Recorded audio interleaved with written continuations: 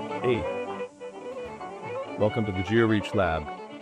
Today we're going to be unboxing a map of Summerside. That's one of several maps that we have showing all of the buildings historically in one town, sometimes 100 years old, but these ones have been unopened for the last 63 years. Produced in 1963, still wrapped in the original wrapping. And yeah, so we're going to go in and take a look at it. So what we have here is an insurance plan of the town of Summerside. These were fire insurance plans designed in case a town had a major fire event. This was very common. And so what you see here is a standard key of signs, and these were produced by Underwriter Survey Bureau. So let's take a look for the first time in 63 years.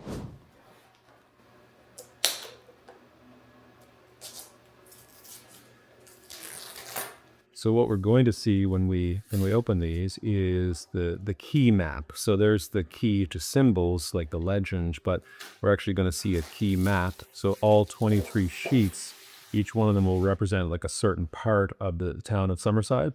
But there's going to be a key map that will show us which one is which. And there's the key sheet right there.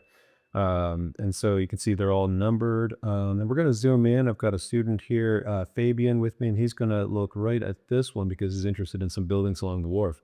But first, each one of the colors and shapes indicates what the building was made of. The numbers and notations around it indicate things like its height, different types of windows and doors. And so you can really use these to kind of recreate historically each town, building by building, street by street. So Summerside is the province of Prince Edward Island's second largest city, but it became the capital of Prince County. It became a big agricultural supply town, and it was also the heart of the fox fur industry on PEI when that had a brief moment in the sun for about 20 or 30 years when it was in some ways the largest and most significant industry in PEI. So a lot of the money, a lot of the wealth that produced some of these there's Stedman Brothers, there's the Sobeys building, Brace and McKay, there's the fire hall, a post office over there. Each one of these buildings in many ways was built with the revenue and the wealth from the fox industry and other parts of agriculture. So Fabian, why don't you step in and see if there's any buildings that look of interest to you? So yeah, I'm working on a project right now that focuses on the train in Summerside or the transportation system of PI in general. And on here, you can see the train station of Summerside and the railway coming in from down here to the train station. There's a bunch of train sheds or storage sheds around that train station that goes into the wharf or one of the wharfs right here, which is for me at least something interesting to look at for my project. And yeah, we also got the Water Street, which later turns into the main street of automotive industry. Now is the main transportation with the train station. Look at this.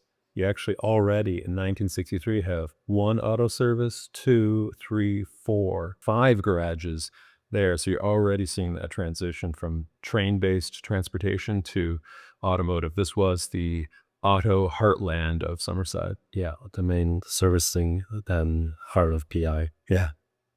Parking, it's already indicating like how the city is being converted to automotive transportation. And the wharf is missing already and has been substituted for auto service. So there was an historic shipping wharf. It was called Reed's Wharf. Reed's Wharf, yes. Yeah, and it's gone already by 1963. That's crazy. But passenger service is being rapidly discontinued at this point. So already by the time this was produced in 1963, you have very few people taking the train and way more people taking their own cars. And the infrastructure of the city is already reflecting that. It's pretty cool.